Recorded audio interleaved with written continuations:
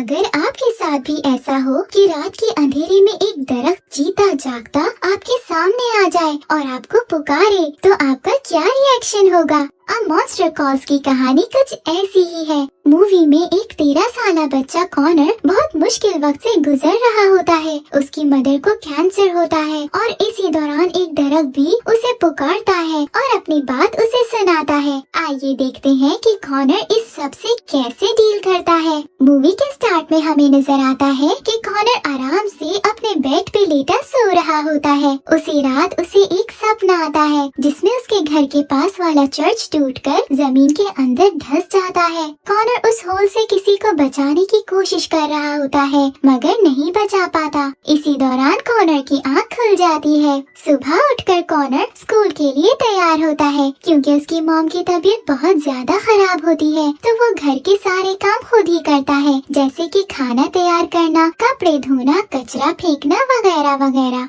ये सब काम करके कॉनर स्कूल जाता है। स्कूल के बाद वो घर के लिए निकल रहा होता है कि हमेशा की तरह उस दिन भी हैरी नामी लड़का कॉनर को तंग करने आ जाता है। कॉनर उसे इग्नोर करके वहाँ से निकल जाता है। जब कॉनर घर पहुँचता है तो उसकी मॉम उसका इंतजार कर रही होती है। दोनों सोफे पे लेटकर कॉनर के दादा के प्रोजेक्टर पे एक मूवी देखते हैं। इसी तरह मूवी और खाने पीने में दिन गुजर जाता है। रात के वक्त अपने कमरे में कॉनर अपना ख्वाब एक कागज पे स्केच करता है। दूसरी तरफ दिखाया जाता है कि चर्च के पास वाला एक दरख्त जिंदा हो जाता है और कॉनर के घर की ओर अपने कदम बढ़ाता है। जैसे ही कॉनर की घड़ी में 12:07 होते हैं, वो दरख्त कॉनर की खिड़की पे पहुंचकर उसे आवाज देता है। वो दरख्त कॉनर को डराने की कोशिश करता है। कॉनर डर रहा होता है मगर बहादुरी से उसका सामना करता है और उसे कहता है कि मैं तुमसे नहीं डरता। तभी उस दरख्त को गुस्सा आ जाता है और वो कमरे की दीवार तोड़कर कॉनर को पकड़ लेता है। वो कॉनर से कहता है कि मैं तुमसे दोस्ती करना चाहता हूँ और तुम्हें कहानियाँ सुनाना चाहता हूँ। जिसपे कॉनर उसे जवाब देता है कि तुम एक राक्षस हो और मैं एक राक्षस से ना दोस्ती कर सकता हूँ न ही कहानियाँ सुन सकता हूँ। इस पे दरख्त को काफी गुस्सा आ जाता है। वो अपना मुंह खोलता है तो उसमें से आग बरसती है।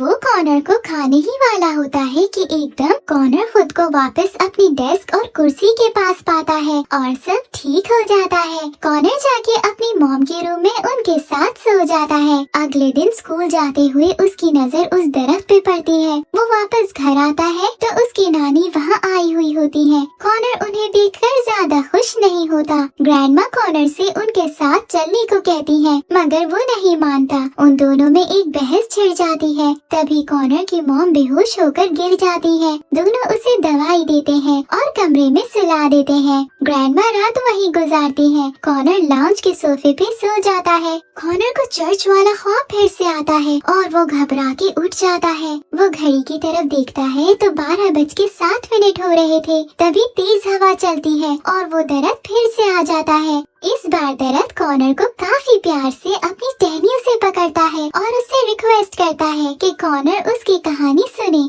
दरख्त कॉनर को एक राजा, रानी और उनके बच्चों की कहानी सुनाता है। वो सब अपने कैसल में बहुत अच्छे से रह रहे होते हैं मगर एक घटना की वजह से उनका सारा खानदान तबाह हो जाता है। क्वीन और सब बच्चे मर जाते हैं। सिर्फ किंग और उनका एक ग्रैंडसन बच जाता है। किंग अपने ग्रैंडसन का बहुत ख्याल रखता है। एक दिन किंग शादी भी कर लेता है मगर न्यू क्वीन बहुत ईविल होती है और वो किंग से सब कुछ ले लेना चाहती है। आहिस्ता आहिस्ता ग्रैंडसन भी बड़ा हो रहा होता है। क्वीन किंग को जहर देकर मार देना चाहती है मगर नाकाम हो जाती है। किंग खुद ही एक नेचुरल मौत मर जाता है क्योंकि वो बहुत बूढ़ा हो चुका होता है। ग्रैंडसन अब प्रिंस बन चुका होता है मगर वो छोटा होता है तो क्वीन को किंग की जगह दे दी जाती है। प्रिंस से ये सब बर्दाश्त नहीं होता और वो कैसल छोड़कर चला जाता है। वो सब गांव वालों को क्वीन के खिलाफ कर देता है और दरख्त के साथ मिलकर क्वीन पे हमला करता है। अब प्रिंस को अपनी जगह मिल जाती है। कॉनर दरख्त से पूछता है कि इस कहानी में गलत कौन होता है। दरख्त उसे कहता है कि कोई भी गलत नहीं है पर लोग अपने एक्शंस की वजह से अच्छे बुरे में फंस जाते हैं। लेकिन ये सब इंसान पे डिपेंड करता है कि वो अच्छा बनना चाहता है या बुरा।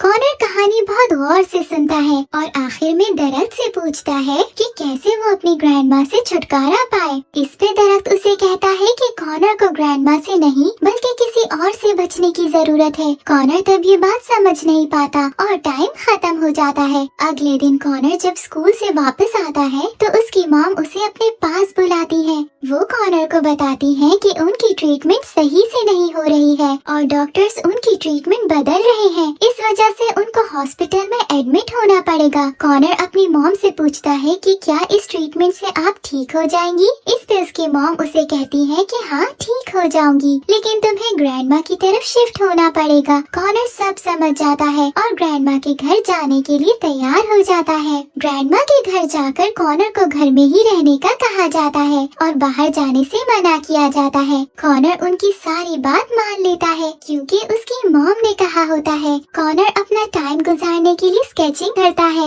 और गाने सुनने में अपना दिन बिताता है। तभी घर की बेल बजती है। वो देखने जाता है तो दरवाजे पे उसके फादर होते हैं। कॉनर अपने फादर के साथ अम्यूजमेंट पार्क जाता है और दोनों वहाँ खूब एंजॉय करते हैं। कॉनर अपने फादर से कहता है कि वो उसे अपने साथ ले जाए, मगर उसके डैड नहीं मानते। वो कॉनर से कहते हैं कि मैं तुम्हें ले जाता, मगर मैं खुद बहुत मुश्किल से गुजर रहा हूँ। तुम्हें अपनी ग्रैंडमा के साथ ही रहना पड़ेगा। डैड उसे घर वापस छोड़ देते हैं और कॉनर रुस्वा होकर घर चला जाता है। रात को 12:07 पे फिर से दरख्त कॉनर से मिलने आता है और उसे दूसरी कहानी सुनाता है जो एक चर्च के फादर और फार्मासिस्ट के बारे में होती है। इस कहानी से वो कॉनर को सिखाता है कि इंसान को मतलबी नहीं होना चाहिए। मतलब के लिए किसी के साथ अच्छा नहीं बनना चाहिए। हमेशा जैसे हैं वैसे दिखना चाहिए। कहानी के बाद दरख्त और कॉनर दोनों मिलकर एक घर को तोड़ते हैं और अपनी फ्रस्ट्रेशंस उतारते हैं। जब कॉनर वापस आता है तो देखते हैं कि असल में उसने अपनी ग्रैंडमा का सारा फर्नीचर तोड़ दिया होता है। वो ये देखकर बहुत रोता है और घबरा जाता है। तभी उसकी ग्रैंडमा घर आ जाती है, मगर वो कॉनर को कुछ नहीं कहती क्योंकि कॉनर को समझ सकती है।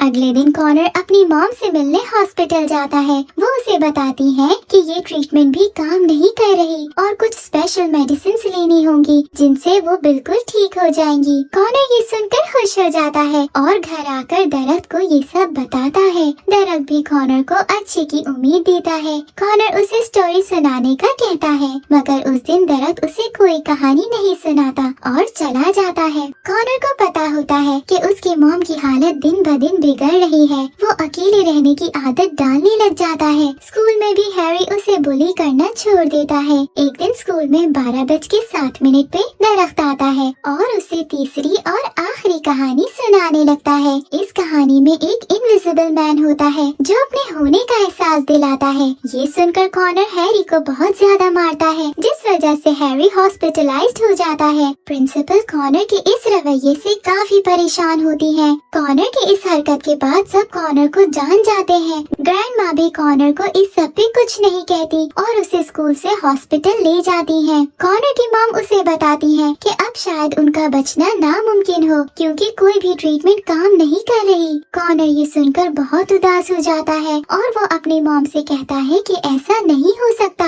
कॉनर वहाँ से भागकर दरख्त के पास जाता है और उसे अपनी मॉम की हेल्प करने का कहता है। दरख्त उसे कहता है कि असल में मैं तुम्हें ठीक करने आया था, मैं तुम्हारी मॉम को ठीक नहीं कर सकता। कॉनर दरख्त की ये बात सुनकर बहुत गुस्सा होता है, मगर दरख्त उसे कहता है कि ये सब तुम्हारे लिए जरूरी था। मैं ऐसा कुछ भी नहीं कर सकता जिससे तुम्हारी मॉम ठीक हो सके। कॉनर रोता हुआ चीखता है, पर दरख्त अपना फैसला नहीं बदलता। उसी वक्त दरख्त कॉनर को उसका बुरा ख्वाब दिखाता है। कॉनर देखता है कि वो चर्च जमीन में गिर रहा है और चर्च के पास उसकी मॉम खड़ी है जो जमीन टूटने की वजह से उसमें गिर जाती है। कॉनर उसको बचाने के लिए भागता है और उनका हाथ थामकर उनको ऊपर खींचने की कोशिश कर रहा होता है, मगर वो उनकी मदद नहीं कर पाता। इसी वजह से कॉनर की मॉम उस खाई में गिरकर मर जाती है। कॉनर ये सब देखकर बहुत ज्यादा रोता है। दरख्त कॉनर से कहता है कि अब वो उसे अपनी कहानी सुनाए, मगर कॉनर उसे कुछ नहीं बोलता दरख्त उस पे बहुत ज्यादा गुस्सा करता है। तब जाके कॉनर उसे बताता है कि मैं हमेशा से चाहता था कि मेरी मॉम मर जाए, क्योंकि वो बहुत ज्यादा तकलीफ में होती है और मैं उन्हें उस तकलीफ से गुजरता नहीं देख पा रहा था। तभी दरख्त उसे बताता है कि तुम्हें ये बुरा ख्वाब भी इसीलिए आ रहा था कि तुम अपनी मॉम को नहीं बचा सकते।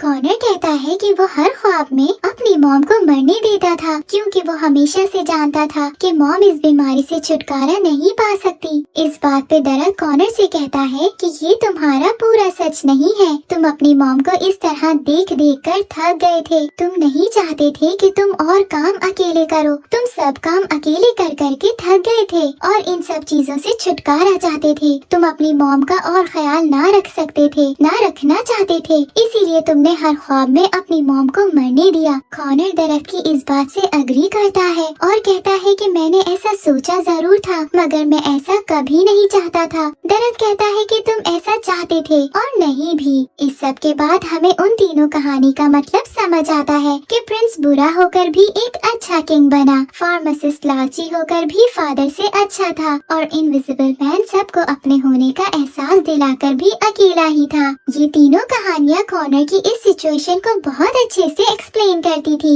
दरख्त कॉनर को ये सब समझा देता है, पर वो तब भी समझ नहीं पा रहा होता। इस बात पे दरख्त उसे कहता है कि यही तो बात है कि इंसान बहुत कॉम्प्लिकेटेड है। इंसान अपनी आसानी के लिए झूठ को सच मानने लग जाता है और रियलिटी से बहुत दूर हो जाता है। ये फर्क नहीं पड़ता कि तुम क्या सोचते हो, फर्क इस बात से पड़ता है कि तुम अपनी उस सोच को ओवरकम करके असल में क्या कदम उठाते हो। आज तुमने जो सोचा तुमने वो नहीं किया, बल्कि तुमने सच बोलकर अपने लिए आसानी की है। कॉनर तभी दरख्त के पास ही सो जाता है। रात को जब ग्रैंडमा घर वापस आती है तो वो कॉनर को दरख्त के नीचे सोया पाती है। ग्रैंडमा कॉनर को उठाकर वहाँ से हॉस्पिटल ले जाती है। अब कॉनर और ग्रैंडमा के ताल्लुकात भी अच्छे हो जाते हैं। कॉनर आखिरी बार अपनी मॉम से मिलता है और उनकी डेथ हो जाती है। कुछ अरसे बाद सब नॉर्मल होने लगता है। ग्रैंडमा कॉनर को उसका न्यू कमरा दिखाती है जो कि बहुत खूबसूरत होता है। उसकी डेस्क पे एक स्केच बुक होती है जिसमें तीनों कहानियों की सच्चाई बनी होती है। कॉनर वो सब देखकर समझ जाता है कि असल में ये सब और वो दरख्त उसकी इमेजिनेशन में थे।